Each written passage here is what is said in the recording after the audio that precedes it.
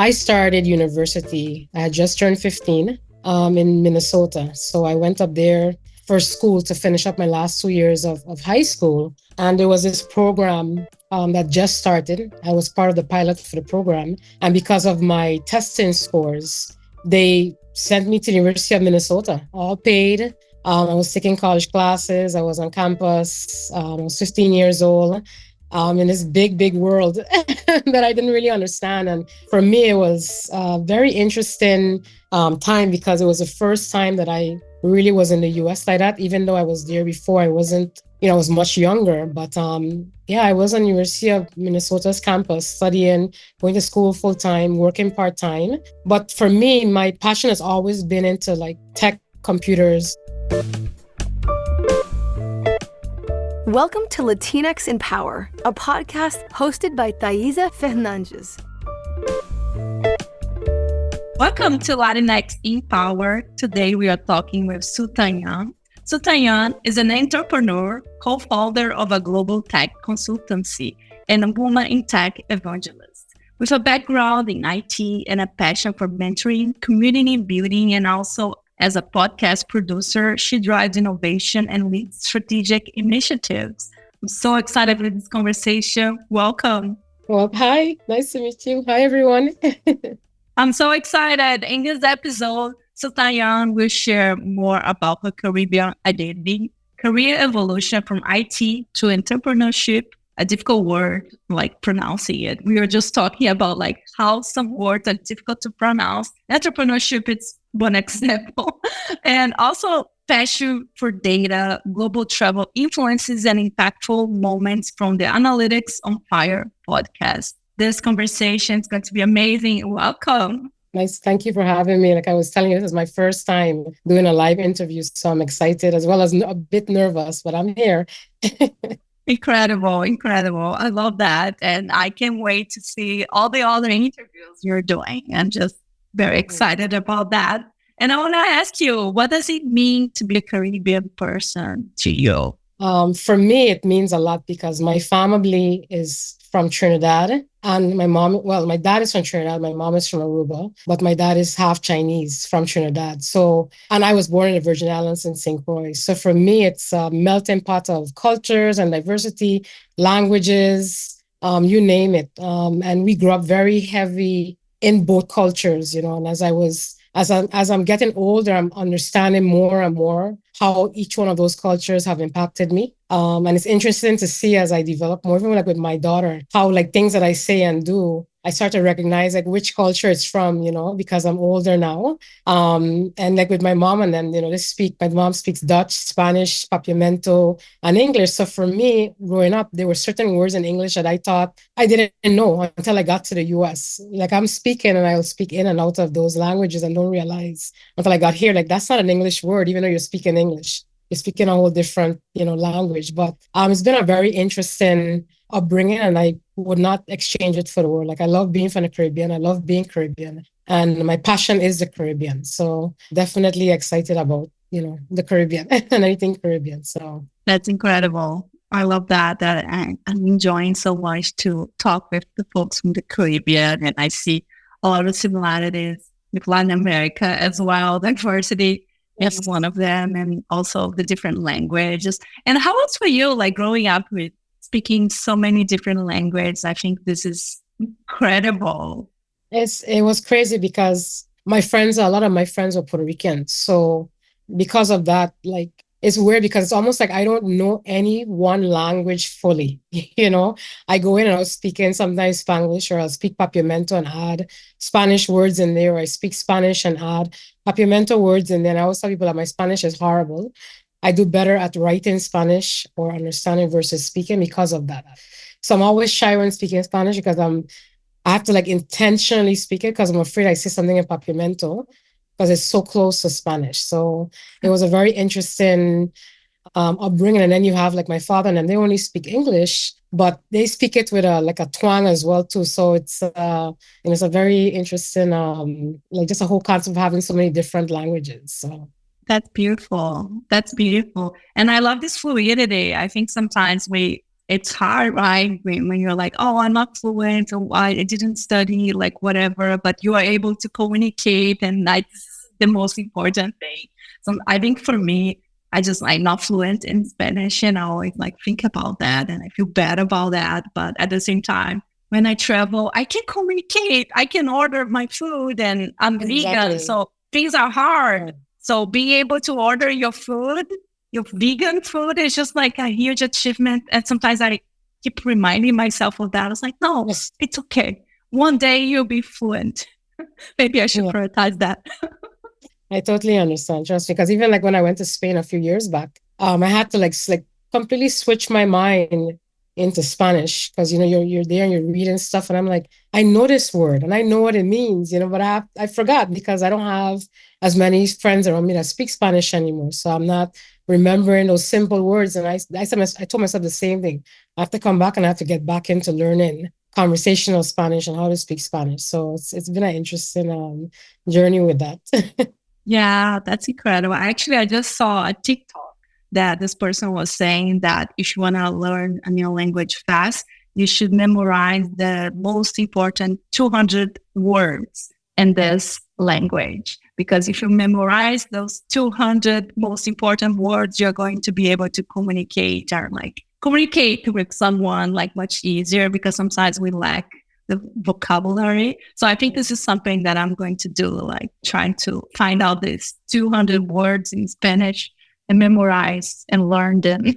Yes, that's actually a good idea. I didn't think about it like that, but maybe I will do the same because my aunt and they speak Spanish fluently. I'm the only one kind of dwindling in the wind. So I'm definitely going to look into doing it because I like to travel. So, and I appreciate the languages because of my upbringing. So incredible. And can you give us an overview of your life and your career, anything you want to share with us?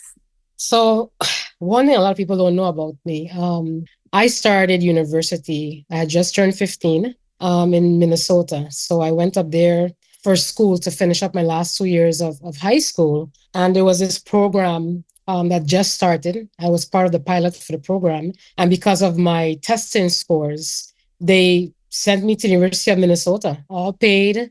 I was taking college classes. I was on campus. I was 15 years old in this big world that I didn't really understand. And for me, it was a very interesting time because it was the first time that I really was in the US like that. Even though I was there before, I wasn't, I was much younger. But I was on University of Minnesota's campus studying, going to school full time, working part time. But for me, my passion has always been into like tech, computers. And it's interesting because my mom started that. She brought home a DOS IBM like computer when we were probably like 10 years old, 11 years old for her job. And I quickly started to play with it and learn how to, start it up and boot it up and use the the word processor on it.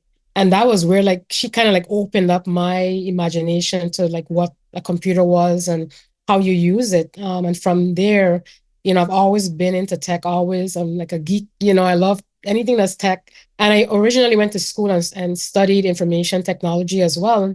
But as I got out, I felt like I didn't want to code. I didn't want to do programming. I felt like that wasn't my thing, even though I learned how to do it early on. And I got the opportunity to work with this company that they did eBay ads and a lot of marketing and stuff. Now, I was hired as a assistant to the CTO, but when I got there, I was given a chance to like learn some of their eBay tactics and stuff, and that's kind of what jump started my career, like even into like the marketing and stuff that I've started doing or started doing back then. And from there, I moved up to Atlanta. And, my sister and I have always kind of been very entrepreneurial. Like we had, even in Miami, we had several businesses. We did e-commerce. We're selling Amazon. We're also doing eBay up here where I would go to like companies and people's houses and sell stuff for them.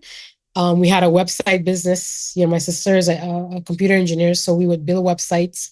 We had a company for a few years. I used to be the program manager or manage the projects for that company. And then we got up here and we started a blog.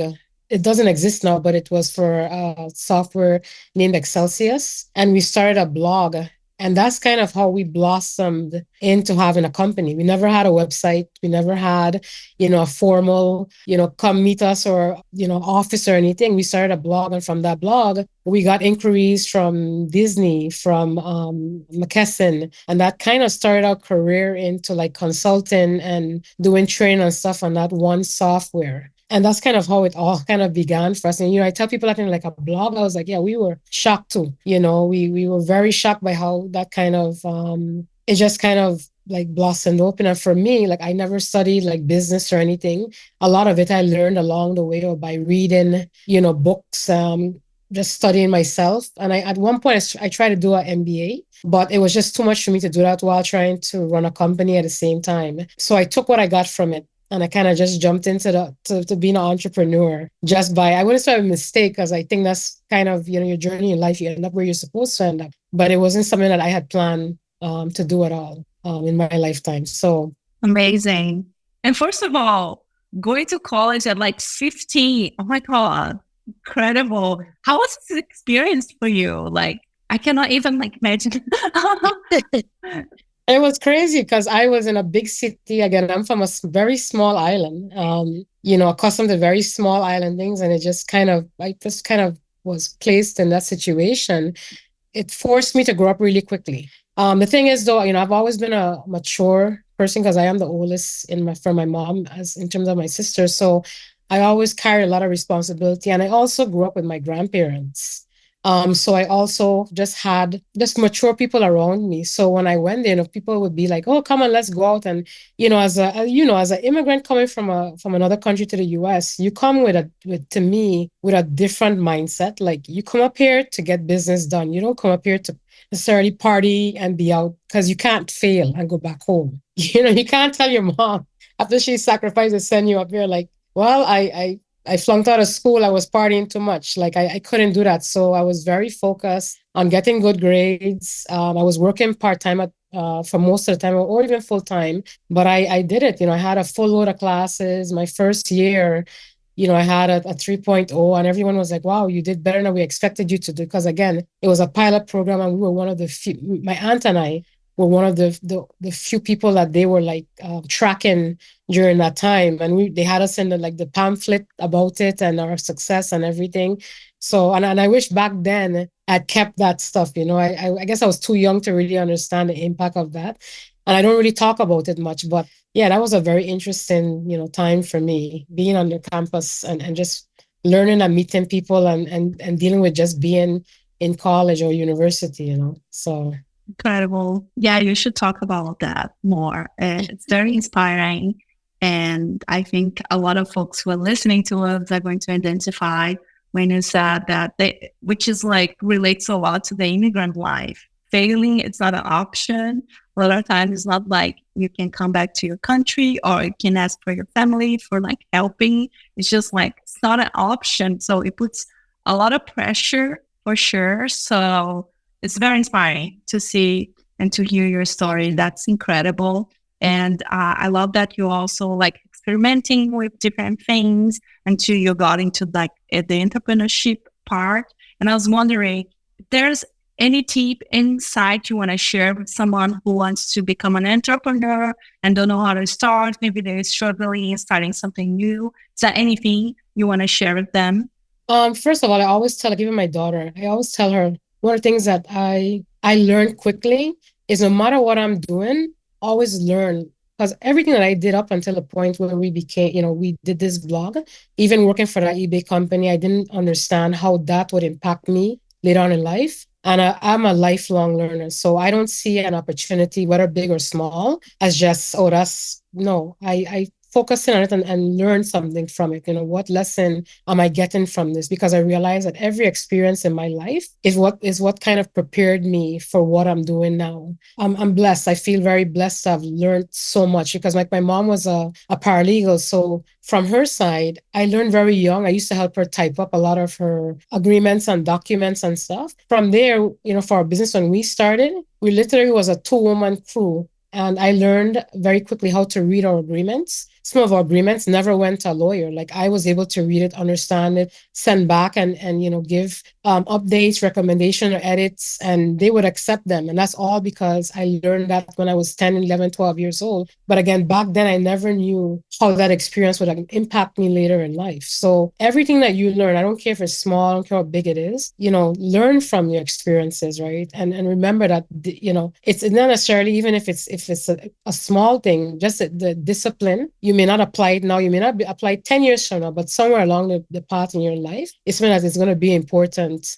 to you. In terms of starting up as an entrepreneur, it's not going to be an easy task, right? But to me, it has been worth it because, you learn so much. The thing about having your own business is that you get to make mistakes, right? You're not working for someone where if you make a mistake, you get fired. You're able to learn mistakes. My thing is learn fast, learn quickly, and then pivot, right? With businesses, like you can't let it just, you're making mistakes. No. And if you feel like, for instance, you don't have a lot of time to do stuff, you have to like prioritize yourself, what's important versus what's a priority, and know when to bring someone else on to help you, because you don't want to be trading time for dollars, meaning your time is worth a lot of money. If you're doing small things in your business, admin stuff that you could hire someone else to do that, because you're now trading your valuable time to do those tasks that someone else could be helping you with, and you could be working on your business. Another thing I've learned is know the difference between working in your business and on your business. Is very important, because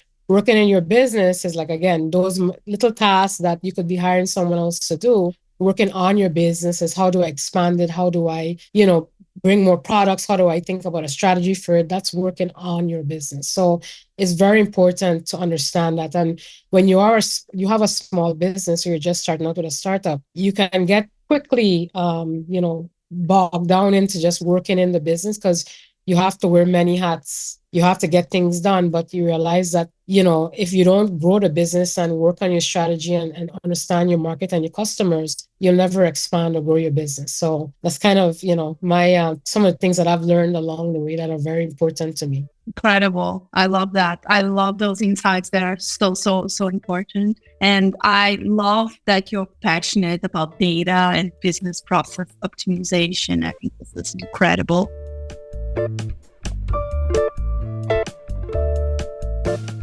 And I wanted to ask you, how do these elements contribute to your work?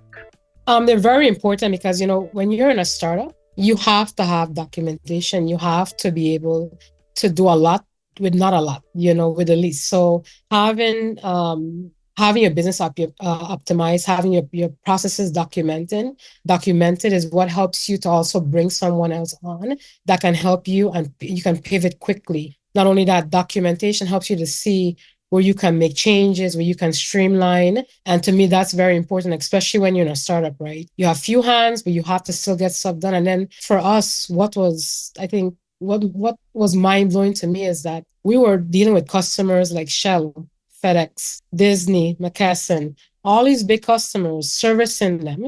And we had to be a big consulting firm, right? Because when you deal with these people, they're a customer dealing with, the EYs of the world. They're a customer dealing with big companies like IBM, McKinsey. So when they come to you, you have to put on that type of show, that type of face for them, right? They can't know that you're 3 or 4 people, in the back. So we had to learn to do that as well. And I'm blessed because a lot of those people also became our mentors. When they realized like how small we were, they helped us a lot get through, bid on a bigger contract. So we were bidding on bigger contracts and able to win those contracts from the help of those people as well. So I'm very appreciative of that. But, having the business processes, being able to streamline is what helped us to have a remote business. For a very long time, we didn't have an office, but we had 5-10 consultants globally, right? We had clients, Qatar Gas, we had like 3-4 consultants working for them, but having those processes in place is what helped us to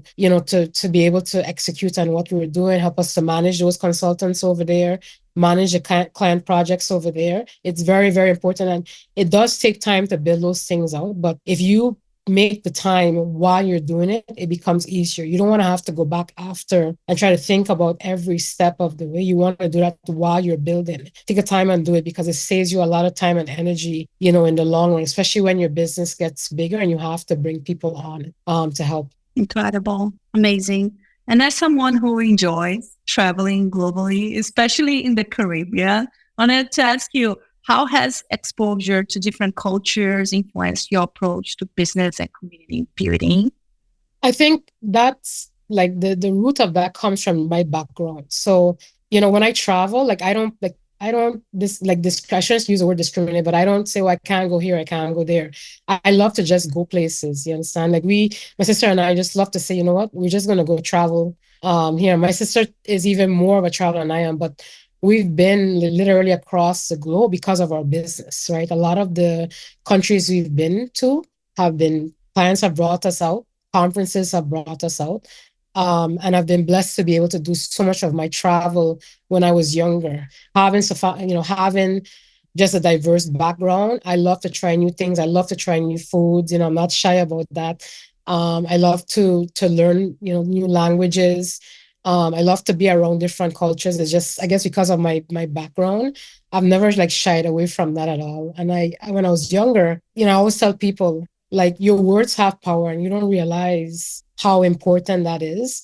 And I say that because I remember my sister and I being in Miami, and we saw a video with Danica Patrick in I think it was Monaco, driving this fast car. She was doing I think they were shooting her race in a car for a video. And I told my sister, I said, one day we're going to drive that. We're going to go to Monaco and we're going to do that.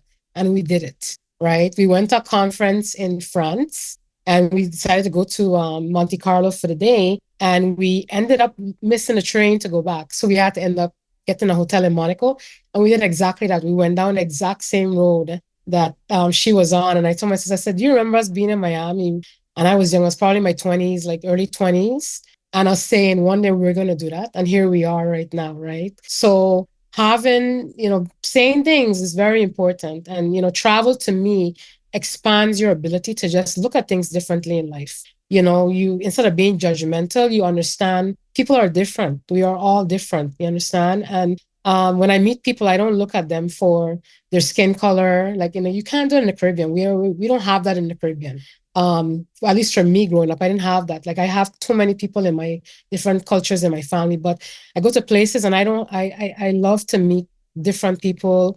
I love to learn from them. I love to understand them better. And it's never for me a color barrier. You understand? Like, my background is way too diverse from that. My grandmother, my father's side is Creole. She's French and African. My father's Chinese, and there's just so much stuff mixed into that. My mom's side, they're Dutch, they're Jewish, and I can go on and on. So I have a lot of friends that are diverse, and traveling helps me to better just to deal with them and understand their different mannerisms and everything. So, definitely if you can get out and travel, like, go and experience it. It definitely opens your mind and helps you. If you have a global business, it helps you in your global business as well. So, definitely travel if you can. Incredible. I love everything you said. I couldn't agree more. I'm always sharing that with my friends, how traveling kind of like, I feel like it opens your mind so much. Yes. Because sometimes it's easy to get stuck in your bubble, right? And then you see other cultures, other language, the way they do things. And it's just like, it's not about like what is right or wrong or whatever. It's just like sometimes different. And sometimes I feel like every time I travel, I get something new that I can carry with me. And I get inspired in so many, many different ways. And I feel for the folks listening to us and for you as well, like being able to speak more than one language, in your case, a lot more. It's just incredible. It's super handy. You can like communicate so much easier. And I feel like learning a different language is just such a beautiful and nice way to get to know a lot more about the culture than traveling as well. I feel like so much deeper. So it's just very inspiring. And also, you also mentioned about that, how it also helps business. It also helps you as like a professional in your work setting. And sometimes I feel perhaps with the immigrants who are listening to us, we take it for granted. We forget about those things, right? Yeah. So because perhaps we just focus on the things we need to improve, things that we are different or like whatever, but we forget about like the things we already have, and we should use that. We should keep those in mind. No, I agree. And I think for me, being so young coming to the US, I appreciate where I'm from even more. We're home and we're on the beaches all the time. We eat certain foods and things, and it's like it's so normalized just because we're in it. That when you come up here and you've been up here for a long time, you're like, man, like I grew up, I feel like I grew up really rich. Like I had beach life. I go to the beach anytime I want. Now I have to plan a vacation to go to the beach, right? So we take those things for granted. And I always tell people like, appreciate those little things because those little things matter to you, especially when you get older and you think back on your childhood and stuff like all the things that you didn't understand, didn't value back then, you start to really value it now. And I certainly do. Yeah, absolutely. As you were talking, I was thinking about the fruits and vegetables. Oh my God, I miss papaya so much. Yes. Banana that actually tastes good, not Real, like yes. whatever the taste. Yes. Like we have the Chiquito ones. We have, yes. Oh, yes. different kinds of banana. Like, Yes. which banana? Yeah. Oh my God, I miss that so much. Me too. Me too. I definitely miss it. Yes. Yes. That's so awesome. And I wanted to ask you about the Analytics on Fire podcast. Can you share more about the podcast? Oh my gosh. The podcast has been a journey for us. We started a podcast. This year is actually making 10 years of Analytics on Fire. Yes. And we're on our 8th season. So we kind of started and stopped it. We stopped it for a while, came back to it because, life was life and business got busy. But it has been a journey for us because it has literally opened us and the opportunities. We thought we were global when we were here traveling to different countries. And Analytics on Fire, we have people all over the world. Timbuktu, Madagascar. Like, you see those things and you think it's just like a movie. No, those things exist. Like we've seen people all over the world listening to our podcast, and it just blows our mind because I would never in a million years think, wow, these people are going to tune in. But they do, they've found us. And we're very niche because we focus on analytics, but we have met people from all walks of life listening to it because the leaders and the people that we interview, again, right, they inspire people in different ways, even if they're not in tech. We have people from different backgrounds, we have immigrants, so they inspire people in different ways. So I've been encouraging people, like, if you have a voice and you feel you have something to share, I'm not saying that it's going to be easy. And it definitely, there is a buildup and, but go ahead for it. Like the podcast is definitely very inspiring. Like even to me, like I listen to the people that we interview and, because I do a lot of the production, I get to like slow down and really listen and take my time. And it's just so interesting how, people's lives and the things that they go through and what, brings them to a certain point in their life. So the podcast has been very interesting for us. It's also been lucrative. A lot of our opportunities have came from the podcast. My sister has keynoted around the world because of that podcast. We've had customer trainings because of that podcast. We've done a lot because of the podcast. So I'm definitely always excited about it. And one of the unique things about our podcast in the beginning, a lot of people don't know this, but we only had customers and clients on there, right? So a lot of the people that in the first few seasons, they were clients. They were people that we worked for, that we brought on to the podcast. And over the years, we've kind of diversified and brought on like influencers and stuff in the data space. But in the beginning, it was only our students and only, our clients. And if you go on and you listen to some of like our students and stuff, our passion, one of our passions have always been to train people, and get, help them with the careers and stuff. And we mentor a lot of people on the side that we don't even like really speak about, but you listen to them talk about how the trainings and stuff that have helped their careers. And that's inspiring because they take the trainings and what they've learned and use something completely different with it that you don't even think about when you're creating this training or thinking about when you're creating this class, and you're inspired by what they've done for themselves with it. So, it is very focused on like tech and data, but there's a lot of inspiring stories that come out of it that, definitely helps to influence me as well, and make me change the way I think about things. So I definitely love the podcast, and I definitely feel blessed to be able to be a part of it. Incredible. We are going to link to the description of this episode, the podcast, so you all can listen as well. I listened to some episodes and yeah, that's incredible. And I love the analytics topic in general. I think it's just such an important topic that, I don't know, sometimes people, I don't know, they don't think much, or it's like a skill that I don't know, some people might think, oh, this is not for me, but it's just such an important skill, such an important thing everyone should dedicate time with and feel more comfortable with numbers, like reporting and analyzing data. I think especially in women, I feel it's just such an important skill to have.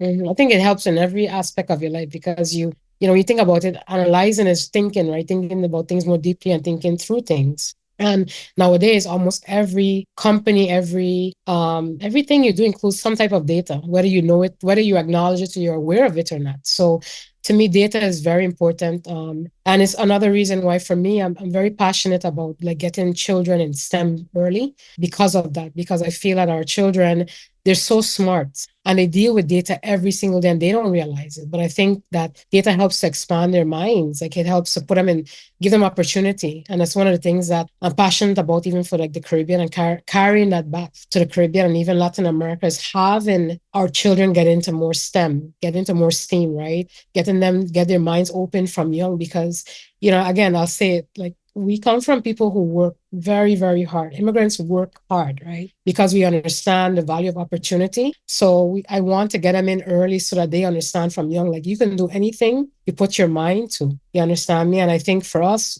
being from, smaller island countries or from the islands, like that's something that we need to push in our education, getting children into STEM, because it even more now than back then, it's going to impact them and they need to have an understanding of it. Yeah, absolutely. Absolutely. Yeah, we need to push for education.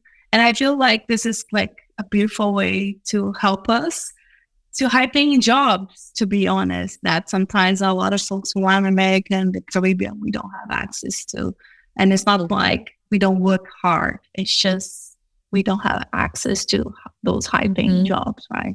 It's interesting because a few years ago, I did a presentation. So like I told you, I've never done any live interviews or any interviews, but I'll present to children. Like I will do the presentation for them. And there was a school in Jamaica that I presented to for this organization called Caribbean Girls Hack. And they focus on, Latin America and the Caribbean, getting girls interested in STEM. And it's interesting because in the Caribbean, it's such a push to do computer science that they didn't know that careers in data existed. You understand? Like they didn't know you could become a data analyst, a data scientist, and you don't have to do how many more years of computer science to do it or do all this math, but you just have to be able to understand data and be able to analyze it. So for me, evangelizing that to them really touched me because they were really surprised that you could do something else other than computer science. And I say that for all the immigrants listening out there, like computer science does not have to be your go-to. Learn more about data. Google has a lot of free classes. There's so many free information. YouTube has a lot of free information on there. Go and understand what, data is and see if it's something that you might be interested in, because I did my sister did computer engineering. She was a data scientist and she got into data. And hasn't looked back at being a computer engineer since she graduated because she felt data was a little bit more pliable for her and she's enjoyed it. You understand me? So, as immigrants in the Caribbean, like if you talk about computers, it's always about computer science. No, we can do something else other than computer science. We can do data. We can get into STEM stuff. There's AI, there's robotics. There's just so many other things that we can do that has nothing to do with computer science. So I think that's important to know. Yes, absolutely. I love that. And talking about resources, which resource that helped you in your journey that you want to share with us today? Oh my gosh, it's so hard to like pinpoint one because I love to read. I'm always reading tech magazines, blogs, for marketing, data.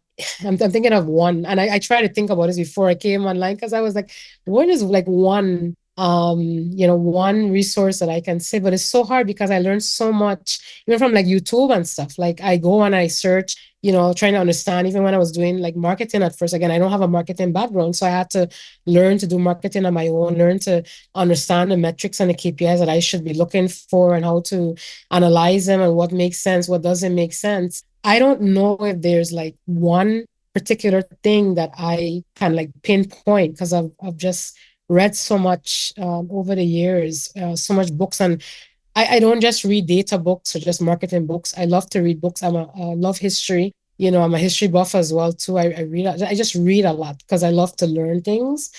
I love to teach myself new things. So, coming into being an entrepreneur, I had to end up reading a lot of books about entrepreneurship and how to, to plan my day. And I think, one book that I will say that did help me is like the 4-day work week. Like it helped me to just, yeah, Mhm. so that's one book I would pinpoint because it helped me to like better organize the way I do things and the way I think about things and the way I plan things, right? Because, as an entrepreneur, you could never plan enough, meaning there's always going to be something happening that is going to throw off your plan, your task list. There's always another priority or something that's important. And, with having multiple clients globally, you have to set your mind up that, I might have to get up at 4 o'clock in the morning for a call. I might have to get up, stay up very late to deal with my team over in another country, especially if you have a deliverable. So all those things kind of help me be able to plan better. And that book was very instrumental in helping me to understand just that, organizing and tasks and stuff and how to organize myself. But it's very important, running a company, managing employees, just dealing with all of that aspects of running a business on a whole, But that book, I'll pinpoint that book and say that helped me a lot. That's been a very good book for me. Also, it's a great reminder for me because I bought this book a long time ago. I didn't read it yet. So I will prioritize that now. And as you were talking, I love that you love to read, and I get a lot of value from like reading as well. And I feel it's just such a way to kind of like expedite your learning so fast. And I have been thinking about that because that libraries in US are amazing. So for folks who are listening to us, go to your library. If you don't have a card, Yes. get your card. They're awesome. They have apps so you can have audiobooks, get Kindle books, physical books. Do that, prioritize that, because I think for me, it took me a while to learn about that. So I was spending a lot of money buying books, and you can get them for free at your library, and they are awesome. So do that.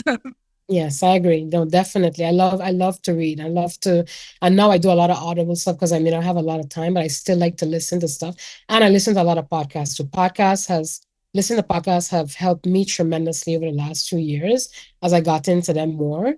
I love listening to inspiring podcasts. Like when I met you, I started listening to your podcast, and, I was like, wow, like listening to, people of our background and, likewise doing things that you don't necessarily hear about. And it's like, wow, like, I'm very proud to be from the Caribbean, very proud to have that background. So listening to all the folks on your podcast, like, it's definitely something for people who are immigrants to listen to because, like, again, coming from a small island and, not even in my mind at that point. And it's not for the lack of imagination or the lack of, being inspired, it's just for the lack of exposure. A lot of the times for us, it's just a lack of exposure, and we just need a little bit more exposure. And, people say, oh, social media is bad. Social media, it has its good and its bad. Anything with technology has its good and bad. But the one thing it has done for us, I think, as immigrants, is open our minds to what is possible out there. We're able to see what people are doing and what they're experiencing. So definitely, listen to podcasts, read books, go on YouTube. You can learn a lot. Incredible. I love that. I'm loving this conversation, but we are getting to the end. I want to thank you so much for your time. I love everything you said. I can't wait to see you in more podcasts and like video casts. So I'll be checking that. And I want to leave the last minutes for you to share anything you want to share and also where people can find you. I'm all over the internet. I'm on LinkedIn. I'm on Twitter. I'm on Facebook, Instagram. Like, just do at Soo Tang Yuk, SOOTANGYUK, and you will find me. In terms of like last words, I will say this. Like, one thing I had was my mom. Where my mom pushed me forward in life, right? And I know not all of us might have that, but just know that as folks, we're a lot stronger than we think we are. Not until you get pushed into a situation you realize how strong you are. But don't give up on yourself. Get up every day and push yourself forward because no one is going to come and wake you up from bed. No one is going to come and tell you to do it. But you have to do it for yourself, right? And never stop learning. Don't ever think that you know everything because you never know everything. I learn things every single day, and I'm always amazed about the things that I learn. Keep your mind open, to those things. Keep your mind open to other cultures, other people. You're right. Like you said, there's no right or wrong. There's just people different, right? We're all different. But we also have a lot of parallel things that we don't know because we don't really, we don't look at other cultures like that, but we do have a lot of parallels. So definitely keep an open mind, and keep dreaming big. Don't ever put a cap on your dreams. And that's where I'll end with that. Awesome. Thank you so much. Well, thank you for having me. I really appreciate it. That's it for today, everyone. Thank you so much for your time. I would love to hear your thoughts about the podcast and the episodes. Please message us with any insight, any feedback you might have, and also guest suggestions. Message us in your favorite social media platform. We are in all social platforms. And if you want to write us in a review, we will love that. Feel free to write us in a review on Apple Podcasts, Audible, Amazon, or any other streaming that you like. Thank you.